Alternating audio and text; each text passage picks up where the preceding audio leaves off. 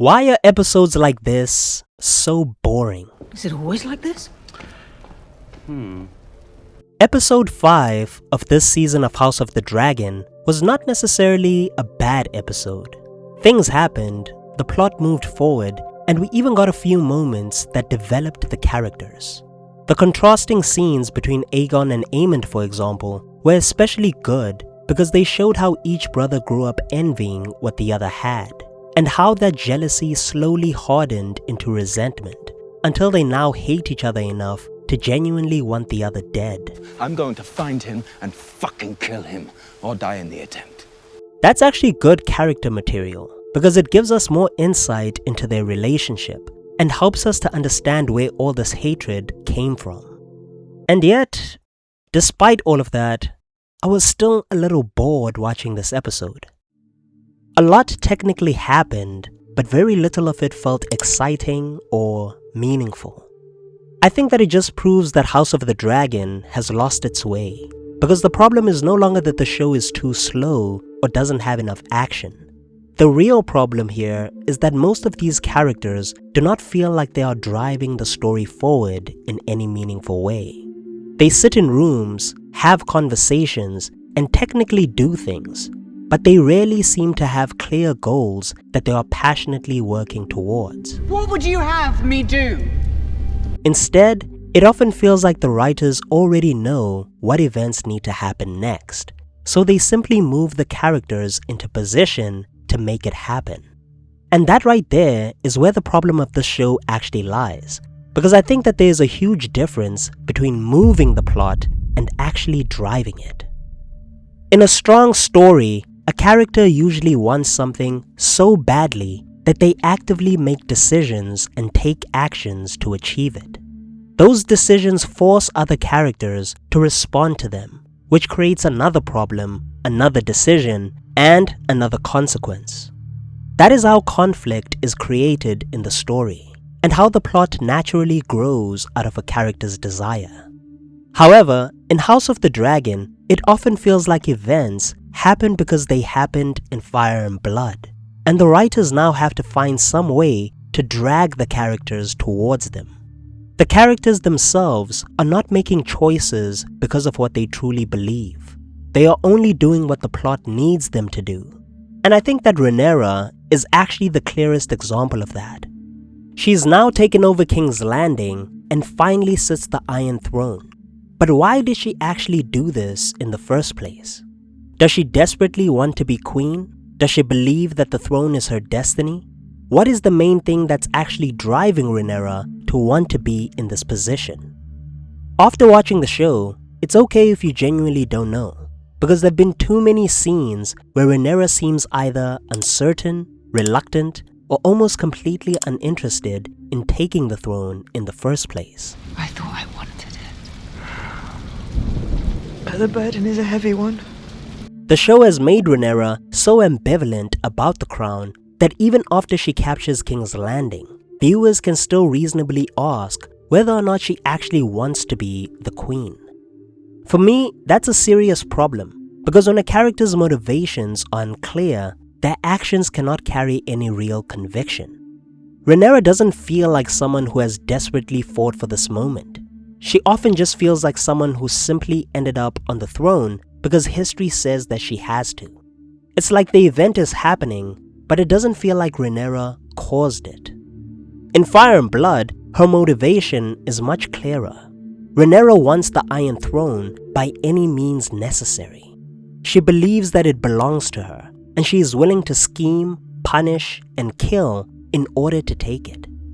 As a reader, you don't have to support her actions, but you always understand exactly what she wants and how far she is willing to go to get it. It is her ambition that causes her to make decisions. Those decisions create consequences, and those consequences end up driving the entire war forward. That is agency. However, the show is so afraid of making her ruthless or power-hungry that it has stripped away the very qualities that made her an interesting and active character in the book.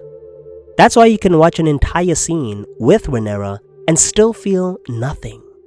The show has stripped away her agency and complexity, and she's not the only character who has that problem. Alicent, Helena, Massaria, and even Ser Criston Cole all had clearer ambitions or political purposes in the book.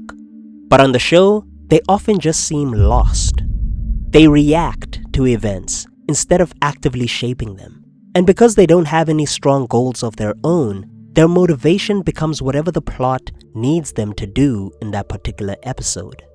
That's why so many of their scenes feel unsatisfying.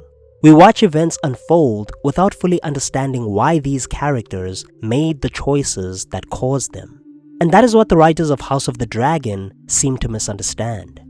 Just because something is happening, it doesn't mean that it is dramatic.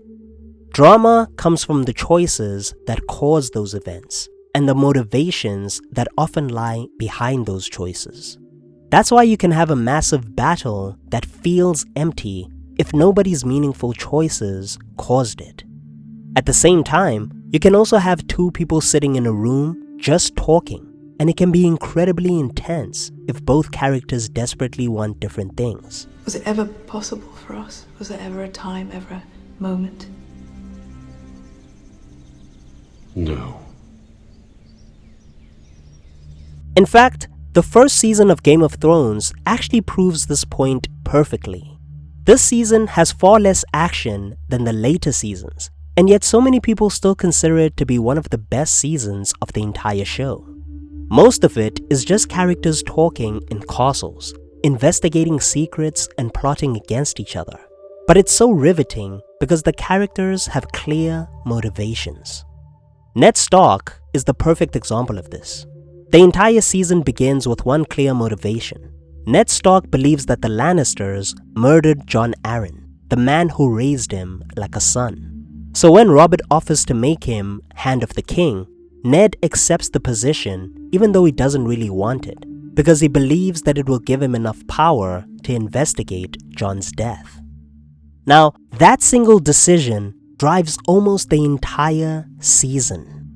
Ned's investigation leads him to Robert's bastards, which leads him to realize that Cersei's children are not Robert's. His honor pushes him to confront Cersei, while his mercy makes him give her a chance to escape with her children. But that only gives Cersei enough time to strike first, killing Robert and ignoring his will. Ned is arrested as a traitor and eventually executed, and that act helps to ignite the War of the Five Kings. The main thing to notice here about all of this is just how naturally all of that grows from Ned's original goal. He loves Jon Arryn, believes deeply in honor and justice, and all of those convictions literally drive the entire plot of the first season. That's why this season is so compelling without the need for constant battles or dragons. Ned doesn't wait for the plot to happen to him. He investigates, confronts people, and makes mistakes. His actions literally force everyone around him to respond, and the story keeps on moving forward because of that. Every scene matters because someone wants something, whether it's to protect a secret, gain power, defend their family, or destroy an enemy. That is what creates the momentum for the entire season. Now, House of the Dragon often lacks that same momentum because its characters rarely have the same strength of conviction. What would you have me do? The writers always seem afraid to let them want power, revenge, or victory too badly. Perhaps because they're afraid that that might make them seem unlikable. So instead, they hesitate, change their minds, and wait for other people to tell them what to do. The show can put several characters in a room and give them long conversations and soliloquies, but the scene still feels empty because you're always left asking the same thing. What is anyone actually trying to achieve here? And that question is especially relevant to Ser Criston Cole in this episode. Honestly, even calling Criston a fully developed character sometimes feels generous, because is he really a character at all? Yes, he holds important positions and takes part in major events, But the show has done very little to establish him as a character outside of his relationships with Rhaenyra and Alicent. And that is especially disappointing when it comes to Ser Criston Cole. In the book, Criston is the common-born son of a steward who rises to become one of the greatest knights in the realm. He is a brutal and highly skilled fighter with his Morningstar, defeating experienced warriors like Daemon Targaryen and the Cargyll twins in tournaments and melees. These are noblemen who likely had better training, greater resources, and far more opportunities than he ever did, and yet Criston defeats them all through pure skill and ability. He literally forces the noble world around him to respect and fear him as a warrior, so much so that none of them ever challenge him directly on the field of battle. It's very interesting because this alone gives Ser Criston such a good and compelling foundation. He is an outsider who rises through a society that was never designed to reward someone like him.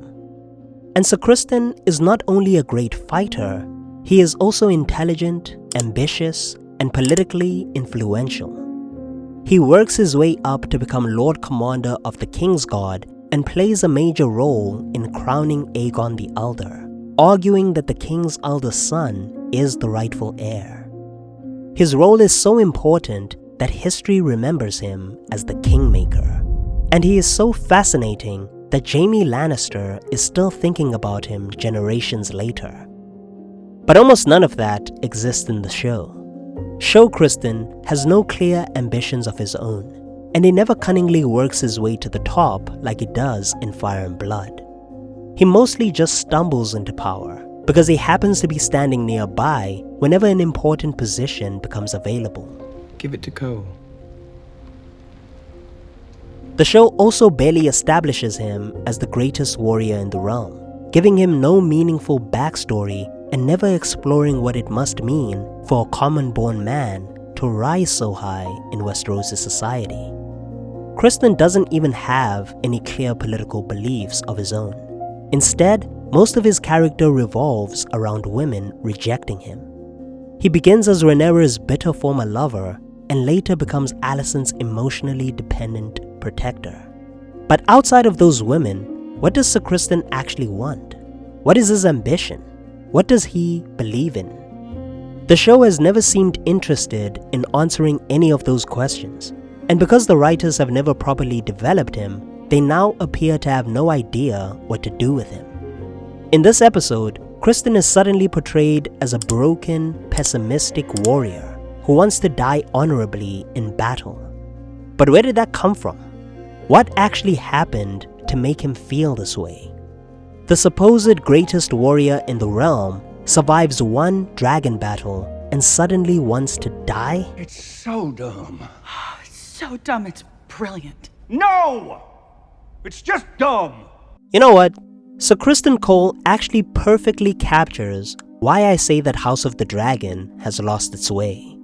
The acting may be strong, and the dialogue may sound dramatic, but without clear motivations or real agency, his scenes still feel empty. And that is what frustrates me the most about the show. It already has everything that it needs to succeed. Dragons, betrayal, war, a talented cast, and genuinely compelling ideas sometimes. But the execution keeps falling apart because the writers are too afraid to let these characters want something badly enough to actually drive the story forward. That is why the quiet political scenes in early Game of Thrones often feel more exciting than the biggest moments in House of the Dragon. The former's characters acted on their own ambitions, but for the latter, the characters mostly do whatever the plot needs them to do. Episode 5 was not boring because nothing happened. It was boring because so little of it felt like it was caused by the characters themselves. The show has confused movement with momentum, and until its characters start driving the story again, House of the Dragon will continue to feel lifeless and boring for the audience. That's just my opinion. What do you think? Did you find this episode to be boring, or did you actually enjoy it? Let me know down below in the comment section. Also, if you enjoyed this video, please hit the thumbs up button and subscribe to the channel for more content in the future. Thank you so much for watching. Peace.